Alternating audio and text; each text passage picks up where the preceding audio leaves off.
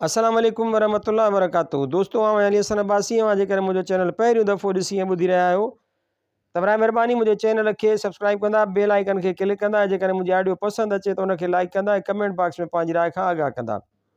किताब जो नालो आहे लोक कहाणियूं, जिल्द टियों, परियुनि, देवनि, जादूगरनि, ॾाहिणियुनि ऐं नजूमनि जूं ॻाल्हियूं। मुरतब डॉक्टर नबी बख्श खान बलोच, छपाईंदड़ सिंधी अदबी बोर्ड जाम शोरो सिंध, छापो 5 जनवरी 2014 ईस्वी। ये ॻाल्हि लाड़ताल के गूनी मां अहमद खान अख्तर खां मिली। कहाणी आहे हुस्ना परी। हिकिड़े बादशाह खे हिकिड़ी धीअ खां सवाइ ॿियो को बि औलाद कोन हो, तंहिं करे बादशाह जो साणस ॾाढो प्यारु हो।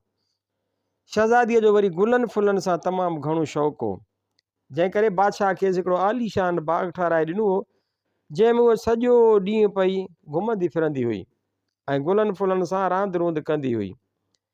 हिकिड़े ॾींहुं शहज़ादी बाग़ मां के गुल पटे उन्हनि मां हार वेठे ठाहियो। ओचितो परे खां सोनी कुर्सीअ ते वेठल हिकिड़ी सुहिणी ज़ाल ॾिठाई, जा ॾांहुंसि पे आई। शहज़ादी कुझु ॾिनी बि पर माठ करे बीही रही। थोरो वक़्तु गुज़रियो त उहा सुहिणी ज़ाल सोनीअ कुर्सीअ तां लही सिधी अची शहज़ादीअ जे अॻियां बीठी ऐं ॾांहुंसि निहारे चवणु लॻी त शहज़ादी हार त ॾाढो सुठो पई ठाहीं।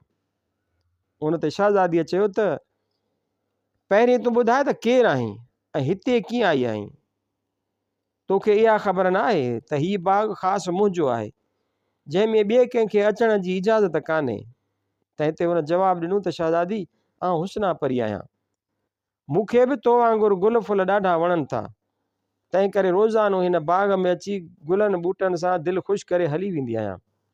पर ॿिनि टिनि ॾींहंनि खां दिलि में अची उहो ख़्यालु थियुमि त कंहिं न कंहिं तरह पाण खे ज़ाहिर करे तुंहिंजे रूबरू अचां ऐं तोसां साहे ड़प जो रस्तो रखां। उन करे अॼु आदमज़ाद जी शिकिल अख़्तियार करे तो वटि आई आहियां। हाणे मूंखे तोसां साहे ड़प रखणी आहे, सो ॿुधाए त तुंहिंजो कहिड़ो ख़्यालु आहे? शहज़ादी पहिरीं त टुॿीअ में पइजी वई, पर पोइ दिलि झले साहे ड़प लाइ हाउकार कयईं।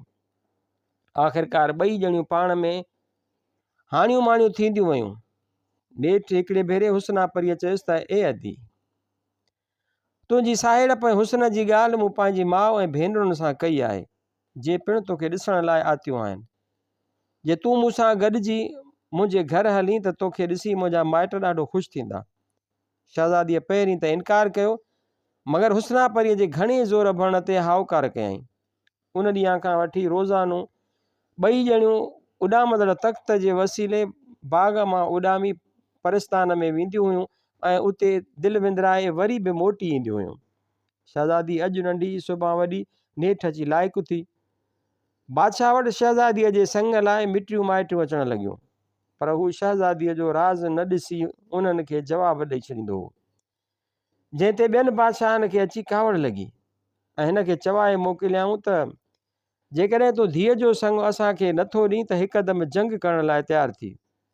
बादशाह उहो पैगाम ॿुधी अची ॾिनो त हाणे छा कजे? सो उन जे ग़म खां ऊंधी मंझी करे वञी रस्ते ते सुम्ही पियो।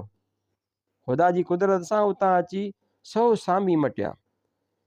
जन मां 99 सामी बादशाह जी मंझी ओरांगे विया, बाक़ी हिकिड़ो सामी जो तमामु झूर पीरसन हो ऐं संदसि पापड़ियूं पे ॾकियूं, सो ज़िद करे बीही रहियो त ऐं आदमज़ाद, जे न उथंदे त आउं कॾहिं बि तुंहिंजी मंझी न ओरांगींदुसि। जंहिं ते बादशाह जवाबु ॾिनुसि त जीअं ॿिया 99 सामी हितां मटे विया आहिनि, तीअं तूं बि मटे वञ। पर सामीअ न ॿुधसि ऐं चयाईंसि त तूं छाजे करे हिन नमूने ऊंधी मंझी करे अची रस्ते ते पियो आहीं?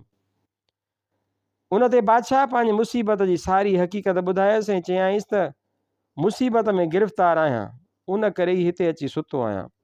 उन ते सामीअ बादशाह खे ॿांह खां झले उथारियो ऐं चयाईंसि त ए बादशाह, तुंहिंजी न्याणीअ जी हुस्ना परीअ सां साहे ड़प आहे, तंहिंखे वञी ॿुधाए त हूअ पंहिंजो देवनि जो लश्कर वठी अची तुंहिंजे दुश्मननि खे मारे। तंहिंखां पोइ तोखे जेको बि शहज़ादो वणे उन सां शहज़ादीअ जे खे परणाए छॾिजे। हींअर जेकॾहिं संग ॾींदे हिकिड़े खे त वरी ॿिया तो ते कावड़िबा ऐं लड़ाई करे तोखे मारे तुंहिंजो मुल्क हथु कंदा। बादशाह सामीअ जी ॻाल्हि ॿुधी ॾाढो ख़ुशि थियो। ऐं रस्ते तां उथी सिधो पंहिंजे घर वियो ऐं वञी पंहिंजी न्याणीअ जी पुछा कयईं। मालूम थियुसि त शहज़ादी बाग़ में आहे।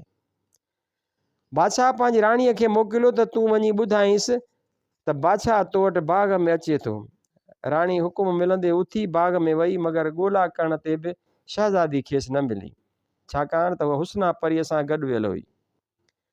तंहिं करे वापसि अची बादशाह खे हक़ीक़त ॾिनई। बादशाह खणी माठ कई ऐं पंहिंजी न्याणीअ जे मिलण लाइ इंतज़ारु करणु लॻो। थोरी देरि मस गुज़री त शहज़ादी बि परस्तान खां वापसि आई। बाग़ में पहुचंदे ई खेसि बादशाह जो पैगाम मिलियो। सा सिधो पंहिंजी माउ वटि आई। जा वरी खेसि बादशाह वटि वठी आई। बादशाह पंहिंजी धीउ खे प्यार करे चयो त आउं तोसां अॼु तुंहिंजे बाग़ में हली ॻाल्हाईंदुसि। पोइ हू ॿई गॾिजी बाग़ में आया। जीअं बाग़ में अंदरि घिड़िया तीअं बादशाह जी नज़र वञी हुस्ना परीअ ते पई। फ़क़ीर जे ॿुधाइण मूजिबि बादशाह खेसि सुञातो ऐं पोइ टई ॼणा शहज़ादीअ जे वेहण वारे थले ते अची वेठा। उते बादशाह हुस्ना परीअ खे पंहिंजे भर में विहारे खेसि हक़ीक़त ॿुधाई, जंहिं वॾीअ ख़ुशीअ सां मदद जो दिलासो ॾिनो। बादशाह मदद जो ॿुधी निहायत ख़ुशि थियो ऐं वापसि पंहिंजी दरबार में अची पंहिंजे माण्हुनि हथां ॿियनि बादशाहनि खे पंहिंजी जंग करण जो ऐलान कयो। ॿियनि बादशाहनि खे जॾहिं उहा ख़बर मिली तॾहिं हू सभई गॾिजी वॾा लश्कर वठी चौगिर्द फिरी आयसि। हेॾां हुस्ना परी देवनि जी मदद वठी आई ऐं उन जे हुकुम ॿुधण सां देवनि यकदमि वठी तूफ़ान खड़ो कयो। अञा तूफ़ान बंदि ई मस थियो त वरी गड़नि जो मींहुं वसणु शुरू थियो। तूफ़ान ऐं गड़नि जे मींहुं अहिड़ो कमु कयो जो दुश्मन जो लश्कर वठी भॻो। उहा हालत ॾिसी बादशाह पंहिंजे लश्कर खे हुकुम कयो त जेके बादशाह चढ़ी आया आहिनि तन सभिनी खे क़ैद करियो। बसि पोइ त काहे हल बादशाहनि खे खणी क़ैद कयऊं ऐं ॿिए ॾींहुं बादशाह उन्हनि खे पंहिंजी दरबार में घुरायो। जन सभिनी आण मञी जेदान घुरियो ऐं जेकी संदन हथनि में मुल्क हुआ से सभई हिन जे हवाले कयऊं। जॾहिं ॻाल्हि समूरी ठरी वई तॾहिं बादशाह सभिनी पाड़ेसरी बादशाहनि जा शहज़ादा घुराया, जन जे अचण ते बादशाह उन्हनि मां हिकु शहज़ादो चूंडियो ऐं उनखे चयाईं त जे तूं मुंहिंजो घर नाठी थी रहीं त आउं तोखे पंहिंजी धीअ परणायां। शहज़ादे पंहिंजनि माइटनि सां सलाह कई ऐं पोइ हाउकार कयईं। शादी ॾाढी धाम धूम सां थी।